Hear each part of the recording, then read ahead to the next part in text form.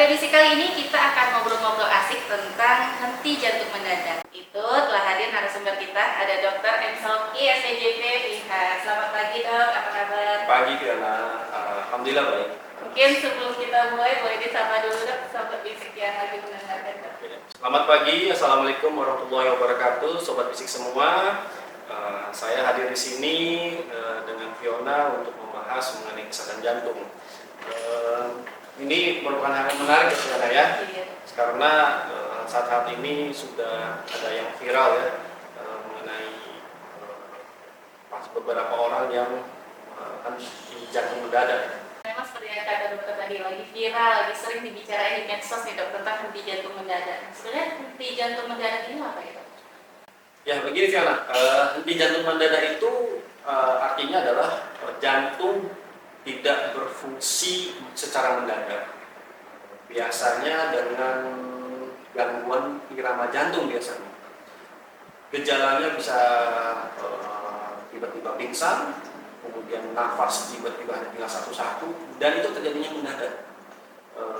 Penyebabnya itu banyak ya, beberapa. Apa aja tuh dok biasanya penyebab henti jantung mendadak ini? Oke, kita bagi dalam umur dulu ya. Lebih baik kita bagi umur. Biasanya dibagi umur di atas 50 tahun sama kurang dari 50 tahun. Tapi ada juga yang bilang di atas 30 tahun sama kurang dari 30 tahun. Saya untuk training saat ini saya ambil yang di atas 30 tahun sama kurang dari 30 tahun. Serangan sebenarnya henti jantung mendadak ini bisa disebabkan oleh masalah koroner jantung mendadak. Yang kedua, yang di atas 30 tahun ya, masalah jantung koroner, kemudian masalah penyakit struktural jantung seperti masalah katup jantung. Nah, itu yang paling sering untuk yang di atas 30 tahun. Kemudian untuk yang kurang dari 30 tahun penyebabnya bisa masalah di dalam sel ionnya, sel yang berhubungan dengan ion listrik di jantung. Berarti masalahnya di irama jantung. Kemudian bisa juga karena masalah penyakit yang genetik ya, penyakit genetik atau penyakit bawaan, penyakit jantung bawaan. Itu juga bisa menyebabkan henti jantung mendadak. Lalu ada nggak faktor-faktor yang mungkin lebih menyebabkan seseorang ini bisa terkena henti jantung mendadak? Faktor-faktor yang menjadi penyebab ya, faktor-faktor yang menjadi penyebab serangan henti jantung mendadak itu kita bagi lagi terhadap kausanya tadi. Contoh seperti karena masalah koroner ya. Kalau koroner ini kita bilangnya serangan jantung ya. Sebenarnya dia tuh serangan jantung, jadi ada sumbatan koroner jantung, tiba-tiba terjadi perubahan irama jantung, di sana irama jantung yang menyebabkan henti jantung mendadak. Nah, kemudian kalau kita terlambat menangani ini, maka akan dia terjadi kematian jantung mendadak. Kalau masalahnya kita ngomongin masalah koroner jantung, ya, berarti faktor resiko koroner jantung itu yang kita tangani, dan ini mungkin sudah dijelaskan ya sama teman saya yang sebelumnya ya. Sedangkan untuk penyebab yang lain seperti irama jantung, maka kita harus kita lihat faktor-faktor pencetusnya yang masing-masing. Saya akan rangkum aja untuk pencetusnya ini, faktor resiko, bukan faktor resiko penyebab ini, faktor pencetus ya, lebih ke pencetus. Ada gangguan irama jantung ini dicetuskan oleh aktivitas yang berat, strenuous activity. Ada yang dicetus oleh suhu dingin, jadi mungkin mandi air dingin saat itu bisa terjadi. Ada yang dicetuskan oleh stres, ada juga. Kemudian pencetus yang lain adalah mungkin ada penyebab yang lain, ya misalkan dia sedang ada infeksi saat itu, kemudian ada hal metabolik yang tidak terkontrol saat itu. Itu juga bisa mencetuskan henti jantung. Ada orang yang mengalami henti jantung mendadak, ada nggak ya dok gejala sebelumnya gitu, gejala yang dirasakan oleh seseorang yang mungkin akan terkena henti jantung mendadak? Ya. Ini sangat menarik ya. Henti jantung mendadak kalimatnya agak jelas mendadak ya, berarti bisa jadi tidak ada keluhan sama sekali. Nah, seperti kasus yang di atlet bulu tangkis Cina ya kemarin kan, tidak ada keluhan. Tiba-tiba aja kejang, mungkin saat itu terjadi henti jantung mendadak yang menyebabkan kematian mendadak ya. Beda ya, henti jantung mendadak ini masalah irama jantung saya bilang tadi. Kalau tidak ditangani dengan cepat akan menyebabkan kematian jantung mendadak ya, beda ya. Nah, bisa tiba-tiba, jadi kebanyakan tidak ada keluhan, terjadilah hal seperti itu. Jadi saya menekankan pada kasus-kasus yang seperti ini, maka penanganan yang cepat itu dapat menyelamatkan pasien tersebut. Penelitiannya menyatakan bahwa untuk total semua pasien dengan henti jantung mendadak ya, sudden cardiac arrest ini, itu bisa menyelamatkan sekitar lebih dari 30% orang, asalkan tepat. Apa tindakan yang bisa kita lakukan? Yaitu kita lakukan basic life support. Basic life support ini seperti kita nilai nadinya pasien itu, nilai nafasnya, nilai kesadarannya dulu ya, nilai kesadarannya dulu, menilai nadinya dulu. Kalau memang tidak ada, semuanya kita bisa melakukan prosedur pompa jantung dari manual ya, dari luar. Itu bisa menyelamatkan pasien lebih dari 30%.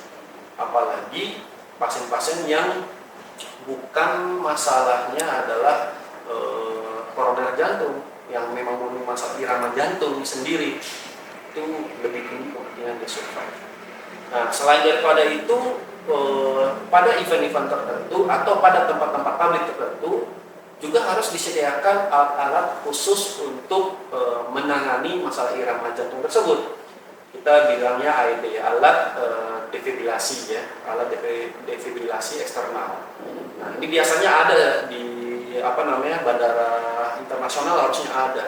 Jadi ketika ada pasien muda tiba-tiba penurunan kesadaran, pingsan langsung mendadak, dan kita udah cek nadinya, kemudian tidak ada nadi, kita langsung melakukan pompa jantung ya, melakukan pompa jantung saat itu. Nah, yang melihat yang lain juga harus mengambil alat itu segera, karena alat itulah salah satunya yang akan menyelamatkan pasien tersebut. Dan paling tinggi, ini untuk seluruh penyakit aja bisa 30% yang selamat. Saya tidak menyatakan bahwa ya 100% akan selamat, tidak. Tapi setidaknya dari 10 orang yang terjadi seperti kejadian itu, tidak, setidaknya kita bisa menyelamatkan 3 nyawa. Nah, itu ada jeda waktunya nggak seperti yang teman-teman tadi kan, ketika ketemu orang yang tiba-tiba pingsan langsung diperiksa nadi gitu kan dok. Nah, misalnya nih dok, kita ketemu orang, tapi kita nggak tahu nih mau ngapain nih dok, di apakah periksa nadi, karena kebanyakan kita kan memang orang awam di situ. Nah, itu ada jeda waktunya nggak dok? Langsung misalnya bisa masuk ke rumah sakit, itu ada berapa waktu untuk periode ini pasien bisa diselamatkan gitu? Oke, ini menarik ya. Ini sebenarnya tanggung jawab kami juga ya, dari Persatuan Kardiologi Indonesia juga. Dan sebenarnya tidak hanya untuk kami pergi aja, semua dokter di seluruh Indonesia juga punya andil di sini. Karena basic life support ini memang ditujukan untuk awam ya. Semua masyarakat sebaiknya mengetahui hal ini. Dan ini sangat mudah, sangat mudah. Hanya saja mungkin informasinya yang ke masyarakatnya ini belum luas, belum seluruh Indonesia tahu.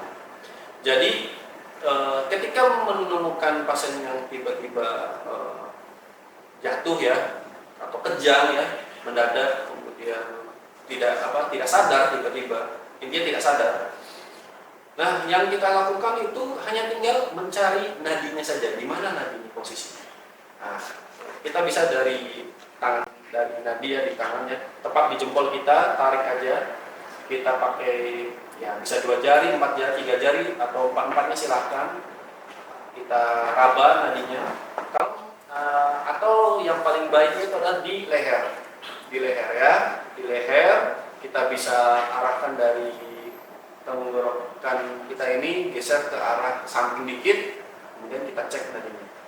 Selama 10 detik nggak merasa itu ada nadi, langsung lakukan tindakan pompa jantung eksternal tadi.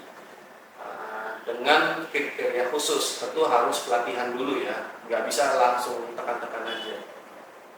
Nah, makin cepat dilakukan tindakan, maka makin baik. Jadi tidak ada, bukan tidak ada ya, menurut saya lebih baik dilakukan di tempat. Jadi nggak dibawa ke rumah sakit, tidak. Kecuali yang dibawa ke rumah sakit yakin nadinya ada, napasnya masih ada, itu nggak masalah. Silakan dibawa ke rumah sakit. Tapi kalau misalkan saat di tempat tidak ada nadi, napas tidak ada, maka basic life support itu akan menolong nyawa pasien tersebut. Makin cepat kita melakukannya, makin baik outcome-nya. Misalkan dia langsung pingsan, langsung nggak ada nadi, langsung kita pompa jantung, kemungkinan survive-nya pasien ini sangat-sangat tinggi. Bisa melebihi di atas 30% tadi. Karena yang saya bilang 30% tadi adalah totalitas setelah tindakan, survive-nya kan. Tapi makin pendek kita melakukan basic life support pada pasien tersebut, kemungkinan dia hidup akan sangat tinggi. Nah, tadi dokter sempat nyampe tentang yang tunai bulu tangkis ya dok ya. Yeah. Nah, untuk yang henti jantung ini dok, apakah ada kategori olahraga tertentu yang mungkin dapat menyebabkan henti jantung, yang mungkin berhubungan gitu? Pertanyaannya apa namanya saya ubah ya, saya ubah. Sebenarnya olahraga itu nggak ada masalah, ya. Yang penting terukur, tersupervisi. Dan atlet ini saya yakin kalau atlet tim nasional ini pasti sudah ada ahlinya yang yang sudah menyeleksi atletnya bahwa ini ada risiko atau tidak. Jadi untuk yang usia muda ya, ini olahragawan, ini saya ngomongin atlet ya, olahragawan yang masih muda, maka alangkah baiknya untuk yang sifatnya lokal ya, kalau nasional saya yakin udah direkam jantung, udah diperiksa ini itu ya. Untuk yang lokal ada dilakukan pemeriksaan minimal itu adalah anamnesa tentang keadaan dia, keluhannya sama keluarganya, karena ini pengaruh. Ada resiko diturunkan untuk masalah henti jantung mendadak akibat masalah irama jantung. Jadi kalau misalkan ada di keluarga kita yang usianya muda ya, ada yang bilang kurang dari 30 tahun, ada yang bilang kurang dari 40 tahun ya, ada meninggal mendadak, maka di anak-anaknya mungkin bisa terkena juga mungkin ya. Yang kedua adalah kita lakukan pemeriksaan fisik tentunya, kemudian yang ketiga kita lakukan rekam jantung, minimal rekam jantung, karena ada rekam jantung tertentu yang mempunyai risiko meningkat untuk terjadinya gangguan irama jantung ini yang menyebabkan henti jantung mendadak. Nah, salah satunya pencetusnya saya sudah bilang tadi, yaitu adalah strenuous activity, yaitu aktivitas yang sangat berat di jenis-jenis tertentu ya, jenis-jenis gangguan irama tertentu itu. Jadi bukan masalah olahraganya yang menyebabkan itu, tapi gimana kita untuk mengelola itu, menseleksi itu, bahwa ini ada nih resikonya nih. Ketika udah ketemu baru kita merestriksi olahraganya, seperti itu. Jadi jangan dibalik, yang kalau yang tadi seakan-akan olahraga ini nggak baik, tidak, olahraga itu boleh. Tapi alangkah baiknya sebelumnya tes dululah sekali ke dokter jantung untuk tahu ini ada risiko atau enggak. Ini kita bilang screening ya. Dan itu bisa membantu ke depannya. Tadi kan dokter menyebutkan tentang irama jantung ya, yang berhubungan dengan henti jantung. Misalnya ada pasien yang mungkin sudah diagnosanya itu irama jantung, atau mungkin keluarganya, anaknya gitu. Untuk olahraga ini ada yang perlu dihindari nggak dok? Atau boleh kok semua olahraga asal fit gitu? Oh ya, oke. Jadi ini pertanyaannya adalah sudah pasti ada masalah irama jantung ya. Kemudian apakah boleh olahraga atau tidak? Nah, untuk beberapa jenis penyakit irama jantung ya yang sudah berat, yang disebabkan oleh masalah koroner jantung misalkan, dan itu belum dilakukan revaskularisasi, maka olahraganya harus dibatasi. Dan pembatasannya biasanya kita lihat tergantung beratnya keadaan penyakit koronernya. Oke. Dan kita evaluasinya bisa dari hanya dengan lihat koronernya atau dengan lihat hasil, biasanya kita lakukan treadmill atau lakukan exercise test ya, bukan hanya treadmill atau exercise test ini bisa treadmill, bisa pakai sepeda juga sebenarnya. Nah, kemudian ada juga yang irama jantungnya ini kita bisa tes juga apakah ini bisa tercetus dengan olahraga atau tidak. Bisa juga dengan exercise testnya dengan treadmill atau yang dengan sepeda ya. Di Suharman Marsing kita punyanya yang treadmill. Jadi misalnya ada irama jantung ini, kita mau lihat ini tercetus nggak dengan treadmill, dengan aktivitas, maka kita lakukan treadmill. Nanti sampai suatu titik di treadmill itu terhadap iramanya berubah dan itu mengancam, kita akan stop di situ dan kita akan nilai. Maka dengan hasil dari treadmill ini kita bisa memberikan resep latihan. Jadi sebenarnya olahraga nggak ada pandangannya ya. Boleh olahraga untuk semua penyakit jantung yang memang diperbolehkan ya. Ini ngomongin masalah irama. Kecuali emang tidak perbolehkan, contohnya yang sudah berat penyakit irama jantungnya itu ini hasil evaluasi ya dari kami yang dokter jantung. Intinya adalah semua masalah irama jantung yang ingin olahraga perlu konsultasi dulu ke dokter jantungnya. Apakah ini boleh olahraga dan olahraganya sampai mana, itu akan diberikan resepnya oleh. Nah, dan paling sering nih dok ya, kita sering salah dengan henti jantung, terus ada lagi dengan serangan jantung. Ya. Nah, ini sama nggak dok keduanya atau sebenarnya berbeda? Ya, ini suatu hal yang berbeda untuk secara termnya ya, artinya ya. Serangan jantung itu maksudnya merupakan kejadian penyakit koroner jantung mendadak. Penyakit jantung koroner mendadak atau serangan jantung ini terjadi penyumbatan pembuluh darah jantung atau penyempitan pembuluh darah jantung secara mendadak yang menyebabkan aliran darah ke otot jantungnya tidak ada atau berkurang. Bayangkan otot jantung yang jantung itu bergerak terus tiba-tiba tidak ada suplai makanan, karena kan suplai makanan dari darah kan, tersumbat pembuluh darahnya, nggak ada aliran darahnya. Nah, itu namanya serangan jantung. Nah, serangan jantung ini, heart attack ini, tentu ada keluhan-keluhan duluan nih. Keluhannya seperti sakit dada, ya kan, nyeri dada, keringat dingin, terus habis itu bisa pingsan dada. Nah, ketika terjadi serangan jantung itu bisa terjadi henti jantung mendadak. Jadi urutannya adalah kalau heart attack dulu, kemudian sudden cardiac arrest, di mana saat terjadi serangan jantung itu mungkin terjadi masalah pompa mendadak yang lemah atau terjadi irama jantung yang menyebabkan henti jantung mendadak, bisa terjadi seperti itu. Kemudian bisa juga karena bisa juga karena serangan jantung ini menyebabkan terjadinya suatu masalah masalah struktur ya di jantungnya. Kemudian kalau misalkan henti jantung mendadak ya itu aktivitasnya jantung ini tidak ini lagi gitu, pompanya udah nggak gerak lagi, aktivitasnya udah nggak ada. Nah, ini paling banyak masalah iramanya saat itu adalah kita bilang PTVF ya, irama PTVF atau VF atau memang PA atau sistol atau nggak gerak sama sekali. Kalau PTVF dia mungkin gerak tapi gini aja, tidak memompa sama sekali. Dan ini hanya term aja, bisa berurutan dalam waktu yang sesingkat ya, sesingkat. Misalnya serangan jantung 1 detik, tiba-tiba beberapa detik kemudian langsung sudden cardiac arrest bisa. Makanya serangan jantung bisa mati mendadak, nah itu urutannya. Dengan cepat bisa juga pelan-pelan bisa juga. Bisa nggak dok henti jantungnya tanpa serangan jantung? Henti jantung apa? Ya bisa. Kalau henti jantung tanpa serangan itu, yang irama jantung tadi usia muda kan tanpa serangan jantung.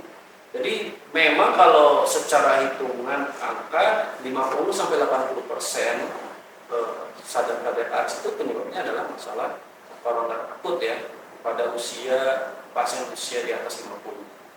Kebanyakan sadar KDA. Oke. Nah, ada nggak dok yang mungkin dapat kita lakukan atau upaya pencegahan kita agar terhindar dari henti jantung mendadak ini? Oke, yang pertama adalah tentu karena ini banyaknya tanpa ada keluhan ya. Untuk ini saya membicarakan yang bukan kasus koroner ya, bukan kasus koroner ataupun yang bukan kasus masalah struktural ya. Struktural ini maksudnya masalah katup jantung ya, biasa katup jantung atau masalah infeksi jantung dan lain-lain. Jadi ini saya lebih ke murni iramanya saja. Dan paling banyak masalah irama jantung ini dan bahkan sebelum ada keluhan nggak tahu bahwa pasien itu punya gitu masalah irama ini, ini gitu. Nah, trik yang pertama adalah tentu konsultasi dulu ya dengan dokter spesialis jantung. Itu kalau yang belum pernah ada keluhan sama sekali. Apalagi pada yang punya riwayat keluarga yang meninggal mendadak di usia muda. Itu sangat disarankan sekali. Nanti kita akan lakukan serangkaian pemeriksaan, anamnesa, penilaian fisik, kemudian EKG, kemudian kita lakukan exercise test ya untuk menentukan. Nah, hampir banyak beberapa kasus ya itu dalam EKG sudah bisa kita tahu bahwa pasien ini ada risiko. Dan kami juga cukup sering ya menemukan itu di rumah sakit, di rumah ya, di rumah ini. Setelah konsultasi, kita tahu maka kita akan beritahukan risiko-risikonya. Bukan berarti kita menakut-nakuti kita. Ini setidaknya mencegah untuk kedepannya harus bagaimana saja. Yang kedua, trik yang lain adalah jika pernah ada keluhan, contoh pingsan mendadak, yang habis pingsan itu tiba-tiba bangun lagi dalam ya kurang dari 30 detik lah ya, tiba-tiba bangun sadar, nggak ada keluhan lagi, nggak ada pandangan kabur atau kejang atau apa ya, nah, itu bisa konsultasi juga ke dokter jantung. Nah, itu kita bilangnya sinkop ya, atau pingsan. Jadi pingsan itu ada beberapa, untuk awam pingsan banyak artinya, tapi bagi kami sinkop dari salah satu yang istilah awamnya pingsan itu ada namanya sinkop. Nah, salah satu sinkop itu penyebabnya adalah gangguan irama jantung tadi, yaitu dia itu terjadi gangguan irama jantung yang nanti jantung mendadak itu, tapi hanya sebentar. Nah, itu jadi kembali lagi normal lagi irama jantungnya. Nah, itu juga menjadi menjadi alarm bagi kita untuk konsultasi ke dokter jantung. Intinya harus konsultasi dulu, baru kita bisa tahu apakah bisa meriksa atau enggak. Nah, jadi saya tidak bisa sembarang bilang, semua yang muda jangan olahraga lah, gitu. Enggak. Ini penyakitnya jarang ya. Tapi ya satu pemuda Indonesia ini kan itu bisa jadi dia adalah pengubah atau yang membuat maju Indonesia kelak kan. Nggak mungkin lah kita mendiamkan itu, walaupun jarang, tapi ini sangat penting. Oke. Baik Sobat Bisik, tanpa terasa sudah banyak sekali informasi yang disampaikan oleh Dr. Sofia SPJP. Nah, mungkin sebelum kita tutup nih dok, ada closing statement nggak dok terkait henti jantung mendadak ini? Sahabat Bisik semua, mari kita jaga jantung kita di usia muda. Kita bisa menjaganya dengan makan makanan yang bergizi ya, kemudian olahraga yang teratur, kemudian ketika kita akan melakukan kegiatan yang sifatnya berat, lebih alangkah baiknya konsultasikan dulu ke ahli, ke dokter jantung untuk mengetahui resiko terjadinya henti jantung mendadak. Terima kasih. Terima kasih dok atas informasinya Sama-sama, yang sharingnya pada hari ini.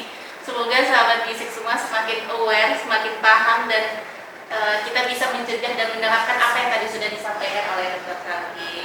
Dan Baiklah, jika masih ada pertanyaan, boleh silakan DM kami di IG PKRS RSUD Kota Dumai atau official RSUD Kota Dumai. Baik, kita tutup podcast kita hari ini ya dok ya. Saya mewakili narasumber dan juga kru yang bertugas hari ini mengucapkan terima kasih. Assalamualaikum warahmatullahi wabarakatuh.